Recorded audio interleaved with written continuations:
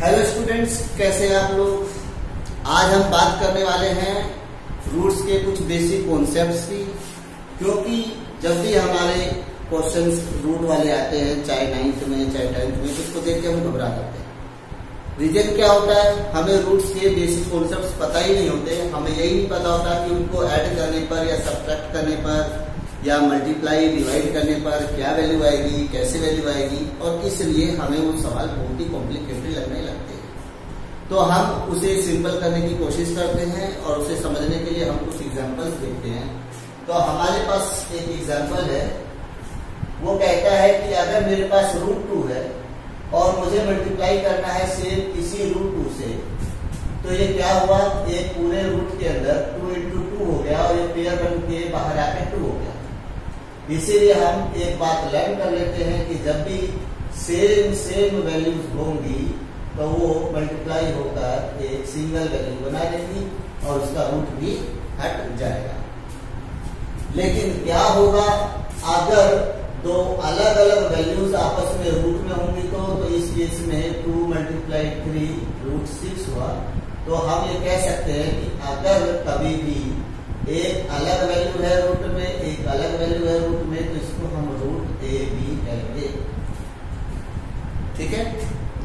ऐसे ही अगर मान लो यहाँ पर है कुछ 3√2 मल्टीप्लाइड बाय 5√3, तो इसकी वैल्यू क्या आएगी, इस 3 को हम इस 5 से मल्टीप्लाई कर देंगे, तो 3 × 5 = 15 हो गया, और √2 को √3 से मल्टीप्लाई कर देंगे, वो √6 हो गया।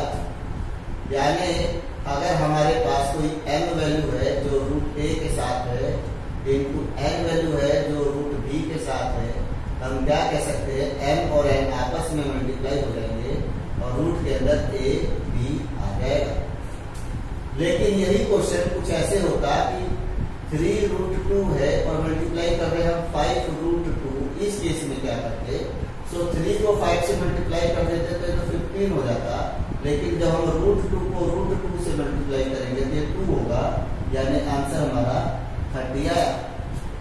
तो इस केस को हम कह सकते हैं कि सपोज करो m है और उसके साथ √a है, मल्टीप्लाई n है और रूट में अभी भी a है, तो इस केस में m और n आपस में मल्टीप्लाई हो जाते और √a और √a भी मल्टीप्लाई होकर a हो जाता, यानी m n और √a × √a तीनों को मल्टीप्लाई कर देते।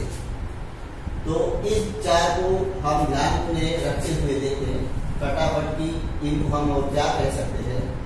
अगर √3 × √3 है तो इसकी वैल्यू 3 हुई। ऐसे अगर √5 × √5 है तो उसकी वैल्यू 5 हुई। √6 × √6 है तो उसकी वैल्यू 6 हुई। लेकिन अगर √3 × √5 है तो इसे हम √15 कहेंगे। √3 × √2 है तो इसको हम √6 कहेंगे। √3 × √10 है तो इसको हम √30 कहेंगे। 4√3 को अगर मैं 6√2 से मल्टीप्लाई करूं तो 4 × 6 = 24 हो जाएगा और √3 × √2 √6 हो जाएगा। और अगर 4√2 को मल्टीप्लाई 6√2 से करूं तो 4 × 6 = 24 हो जाएगा, बट √2 × √2 2 हो जाएगा। सो इसका आंसर 48 हो जाएगा। 3√2 को मल्टीप्लाई करना है √5 से, तो इसके आगे ओब्वियसली 1 है, सो 3 × 1 3 हो गया, और √2 को √5 से मल्टीप्लाई किया तो ये हो गया हमारा √10। 7√3 को अगर हम मल्टीप्लाई कर रहे हैं √3 से, तो ऑब्वियसली इसके आगे 1 है, 7 × 1 हो गया 7 और √3 × √3 हो गया 3, सो ये हो गया हमारा 21। इन बेसिक रूल्स का यूज करते हुए हम देखते हैं कि अगर एग्जाम में क्वेश्चंस आते हैं तो हम उन्हें कैसे सिंपलीफाई करेंगे।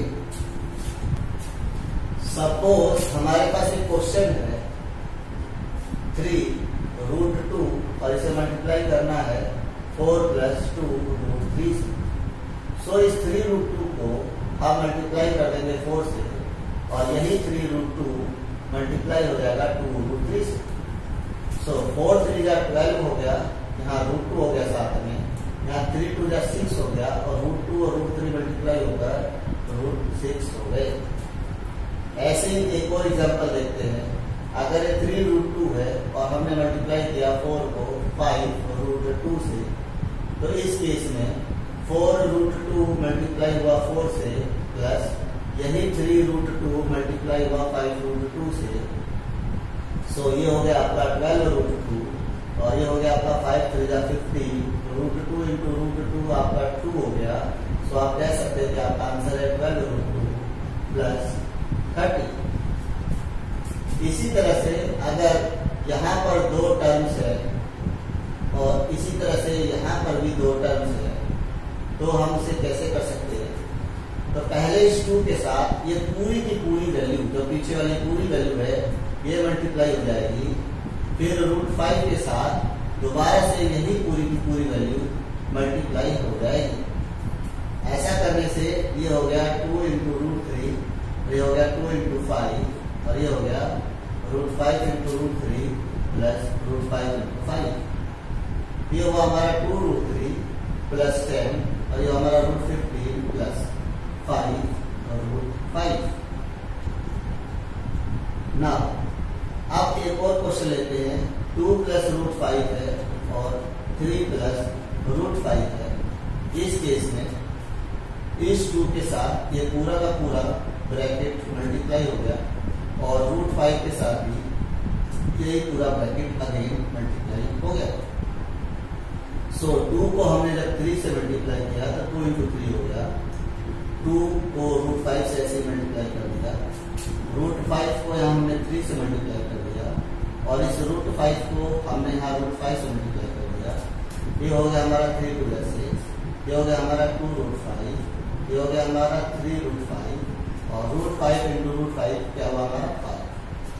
ना 6 और 5 दोनों ऐड होके 11 हो गए और ये दोनों आपस में ऐड हो गए। 2√5 प्लस 3√5 ये हो गया 5√5। इसी तरह से अगर हमारे पास एक क्वेश्चन आता है जहां पर हमारे को लिखा गया √3 प्लस 2 का होल ब्रैकेट। इस क्वेश्चन को हम 2 तरीके से कर सकते हैं। पहला तो तरीका इसी तरीके से कर सकते हैं हम। इसको हमने 2 बार लिख दिया √3 प्लस 2 और एक बार और लिख दिया √3 प्लस 2। ना इस √3 के साथ ये पूरी वैल्यू मल्टीप्लाई कर दी प्लस 2 के साथ अगेन इसकी पूरी वैल्यू को हमने मल्टीप्लाई कर दिया। सो ये हो गया हमारा √3 इंटू √3 प्लस ये हो गया हमारा √3 इंटू 2 प्लस ये हो गया हमारा 2 इंटू √3 प्लस 2 इंटू 2। सो √3 इंटू √3 क्या हुआ 3 हो गया और ये हो गया आपका 2√3, ये भी हो गया 2√3 और 2 इंटू 2 हो गया 4। सो 3 और 4 7 हो गए और 2√3 प्लस 2√3 आपका हो गया 4√3। ना अगर हम इस क्वेश्चन को करने के लिए आइडेंटिटी अप्लाई करते हैं और वो आइडेंटिटी कौन सी अप्लाई करते हैं? a प्लस बी का होल स्क्वायर ये होता a square plus B square plus 2ab। इसके अकॉर्डिंग √3 प्लस 2 का स्क्वायर करने पर ये होता, ये हमारा a हो जाता, ये हमारा b हो जाता। तो a का स्क्वायर मीन्स √3 का स्क्वायर, b का स्क्वायर मीन्स 2 का square plus 2 into a is √3 and b is 2।